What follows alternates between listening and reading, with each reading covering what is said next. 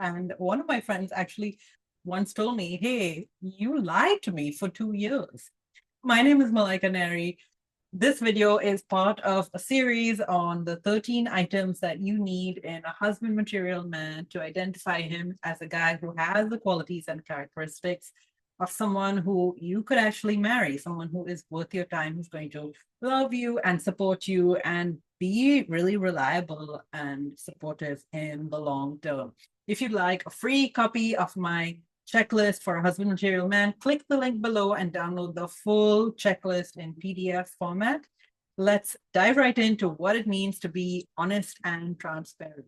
So honesty, as we all know, is a man who communicates truthfully and sincerely. He's not trying to deceive you. He's not trying to misrepresent who he is. Transparency means they're willing to share openly. They're clear in their communication. And if you ask them any questions, they will say, yeah, this is what I do. Consistent means what he does and what he says match each other. A guy who's honest and transparent will also have accountability, meaning that if he says, oh, I'm going to do this, and then he doesn't do it, he'll hold himself accountable to his actions. He's respectful in his communications because he's being in the process of being honest and accountable with himself. And he's open to feedback because people who are honest and transparent are, well, they also have an open communication loop with themselves and with the outside world because they're responding to feedback on what it means to be honest and transparent. And they're people of integrity, therefore you can trust them. They say what they do what they say, they are authentic, and they are ethical in their behavior. Sounds like a super long list, right? But the way that you know if someone is honest and transparent, it actually comes down to a feeling where you can just feel like, hey, yeah, this person, everything seems to match. And I want to share how I, for so long, made all these mistakes and being honest and transparent that made me realize just how important it actually is to be honest and transparent 100% of the time. So this is actually really embarrassing to admit, but when I was in college at NYU, now NYU has people from everywhere in the world. I mean, maybe not every single country, but from a lot of countries. And so we would have these parties with my roommate at our apartment, sometimes at our domes, and every roommate would invite friends and those friends would invite friends, and you never know where people were coming from. I mean, we were studying in New York City. It's a big city with people coming from all over the world, and the only requirement to come to our parties was bring something to eat or bring something to drink, and in an ideal situation bring both. So very often I'd be in my home hosting a party and there would be complete strangers who I had never met standing there in my home chatting and drinking. And people say all kinds of things. And after a while, I thought, okay, this is normal to have complete strangers in your home. That's just part of the college experience. So one day, this girl was there and I was talking to her, and I just assumed she was a complete stranger.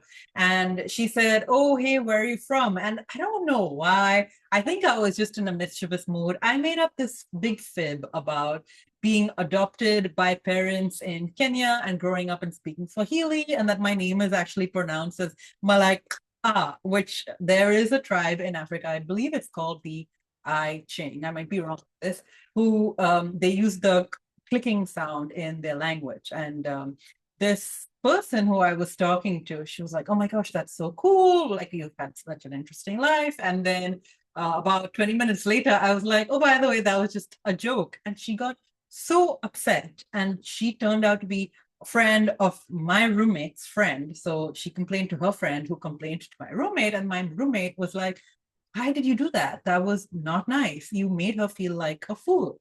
And I was like, oh. And I just didn't realize at that time the impact of my behavior. So many years later, when I was reflecting on this experience, I realized that, telling misrepresentation of the truth is just as bad as lying. But I didn't realize this growing up. It was something that I had to learn through analyzing what it actually means to be honest and transparent. The second big mistake that I used to make a lot for many years is that I would actually lie because I was studying the law of attraction. Now, a lot of the books and texts and literature, etc., about the law of attraction say that if you believe that what you want is true, and if you tell the world that it is true, then it will come true. So at this time, I was really young, I was in my early 20s, and I first used the law of attraction to get a job. So every morning I'd wake up and I tell myself, I have this job that I want. I'm sending the application and they're going to call me and they're going to tell me that I got the job. And then it actually happened. So I was like, oh, okay, it worked. And I just have to do this for everything in my life. So I started telling people like I'd found the love of my life and I was dating this amazing guy and we were going to be together forever. Except the guy that I was referring to had blocked me on Facebook. So he was not at all present in my life and he had long since moved on from being interested in me. So the friend who I was telling this story to, a few years later after I got over this guy, eventually she was like, I really thought there was something mentally wrong with you because you just told me this lie for 2 years straight. You told me that this guy was super interested in you and I could tell that he wasn't in your life. So this friend and I were still really close friends, thank goodness. And I remember talking to her, discussing the fact that I just lied because I believed so deeply that if I told myself the story, that this guy who I was so in love with would, if I told myself the story that he was in love with me, that we were together, that a beautiful relationship was unfolding, that it would manifest and it would come true. Later, I realized that doesn't matter what you say, it's about what you feel. And deep down, I didn't have that confidence that he would manifest. That's what my friend picked up on. She picked up on the fact that my words didn't match the confidence that I was feeling. It's very different from the conversations we have now, where if I say, if something hasn't manifested that I want, and I'm talking about it with a friend, I'll say, I just really have a strong gut feeling that this is going to happen. And it happened, it actually came true when one of our mutual friends, I really had a strong feeling that she was going to get pregnant. And then she didn't. And she even told us, she was like, I don't want to have another child. I'm done having kids. She had one kid. But I just had this strong feeling for a while that she was pregnant. And I just had this intuition of her announcing that she was pregnant with her second child. And I shared it with our mutual friend, and my friend said, maybe she did get pregnant and had a miscarriage. So maybe your intuition was right. It's a good example of how once I changed my own attitude to transparency and to honesty being based on really strong internal feelings and intuition, that friend or that person in my life who trusted me was able to believe me because they could pick up on the energy of confidence and belief that I had. So what does this all mean about finding a guy who's honest and transparent? Number one, if something isn't true, don't lie. I did this for so many years, partly because I was trying to use the law of attraction and manifest stuff, and partly because I thought it was funny to play tricks on people. Why? Blame it on youth and blame it on the fact that when I went to college, I just met so many people who had so little clue of the world that I was like, it's unbelievable that they don't understand that there is a world outside the United States. And things have changed since then. The US has had to become aware of the rest of the world for many different reasons. But political discussions aside, I think that deep down, I was so upset by the average American's utter lack of awareness about the rest of the world and the fact that any rubbish that I told them was believable, that I wanted to test that. And now, a little bit older, a little bit more mature, I understand that we are just products of our own environment. And there are so many things about the world that I lack awareness about. So it's not fair to make fun of people or try to make obvious their ignorance by telling lies. A guy you meet might be doing this to you too, but if he is kind and respectful, he won't make you feel like a fool about it. So you want to look for the context around what he's telling you to understand if he's being honest and transparent, and if he's not, if he's doing it to make you feel like a fool, like I was doing back when I told this girl that I grew up in Africa, which I definitely didn't. Secondly, honesty and transparency is a lot about context. There have been moments where one friend has told me one thing and trusted me with that information and then I couldn't share it with the other person. There were other moments where I asked someone something and they didn't want to tell me the truth because they said, I don't feel comfortable telling you the answer. So honesty and transparency is a lot about our comfort level in divulging information. Something I've learned as I've got older is the skill of never putting yourself in a situation where you're expected to tell the truth or answer the question about a topic that you don't want to talk about. So what I do now is I just don't enter that conversation. So I'm not expected to speak about it in an honest and truthful manner. This is a way that I don't have to lie, and I also don't have to pretend that I don't know the answer.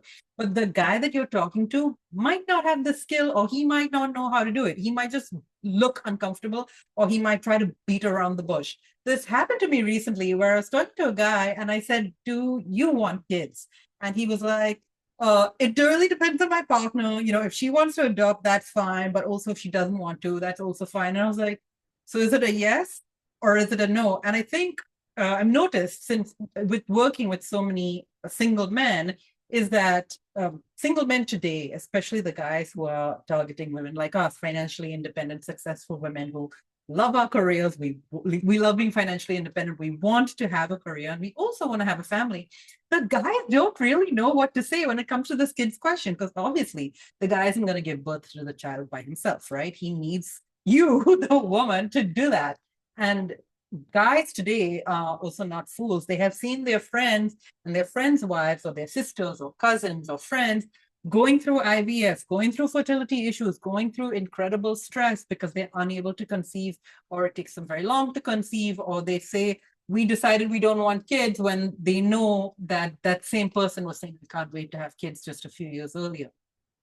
So the guys are careful. They don't want to put themselves in a position where they have to pick a partner who is unable to have kids, but they also don't want to say, I only want to have kids, I don't care about the partners. They don't want to say, they don't want to put themselves in that position of having to pick between the partner and kids. And they also are aware of all of the literature on it's better to have kids when you're younger, blah, blah, blah, blah, blah. This is not a video on fertility, but the concept of fertility is very present in the average dude's mind. So when you're on the topic of asking guys questions about their expectations for their future family and their future marriage, they are going to tread very carefully. They don't want to be called anti-feminist. They don't want to be considered bigots because they say the wrong word. And the average guy also does not know what is the politically correct way to say, I really want kids and I'd like to marry a woman who's young enough to have kids, but even if she is young enough, nothing's guaranteed. And I'd rather just have the love and companionship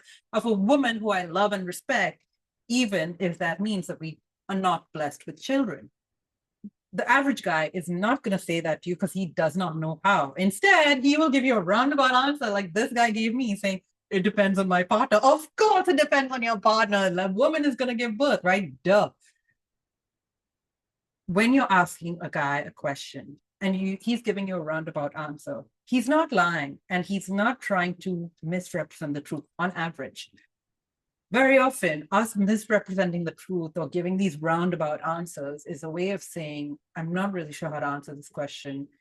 I'm not really sure how to give words to the emotions that I'm feeling on this topic, or this topic is so close to my heart and it's so precious and dear to me that I don't want to say something that doesn't match with what I actually feel in my heart. And it's actually an invitation for you to get to know them better and understand through your intuition and your emotions what they actually feel about that topic and how you could fit into their feelings around that specific topic. Remember, honesty and transparency isn't this one size fits all concept. It's a topic by topic situation where, just like me with my friend telling her I was so in love with this guy and that he was so in love with me, I wasn't lying on every topic. All of my friends know I'm a really honest and straightforward person in general, sometimes too honest. But they found that I was lying on this one topic, which is why it was so jarring and why they didn't end their relationships with me. If someone is a liar and they just lie all the time, you don't want to have anything to do with them. But this friend kept me in her life because she found that I was just lying on this one topic, and that's what made her think, Malika's deluded, but only on this one topic. So there must be a reason behind it. And the reason, there was a clear reason.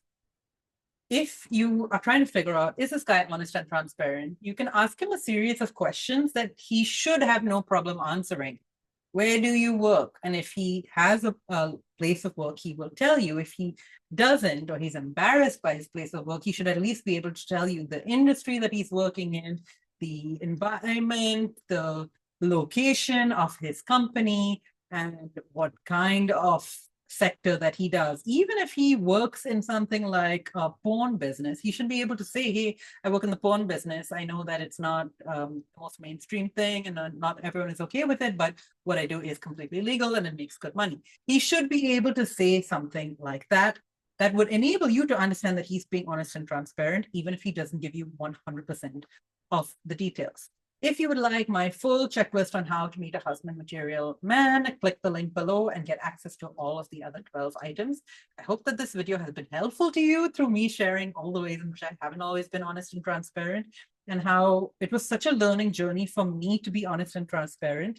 I think it was the #1 value that my mom insisted I have. She was like, always be honest and transparent. I don't care what you do in life. If you cannot do that, then your energy is completely wasted. Like, please always be honest and have integrity.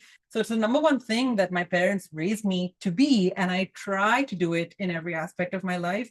But sometimes, I don't know why, maybe it's like my monkey nature gets the better of me. So it's a journey that I've been on myself in trying to understand how to embody this value. And the guys that you're talking to might be struggling on this journey as well. It doesn't mean that they're wrong. It doesn't mean that they're intentionally lying. It just means that they are learning how to appropriately implement the skill so that they can communicate in a way that is productive and feels comfortable and safe for everyone involved. If you'd like to see the other videos in the series, click through the playlist on husband material man checklist, and I will talk to you soon. Thank you so much for watching.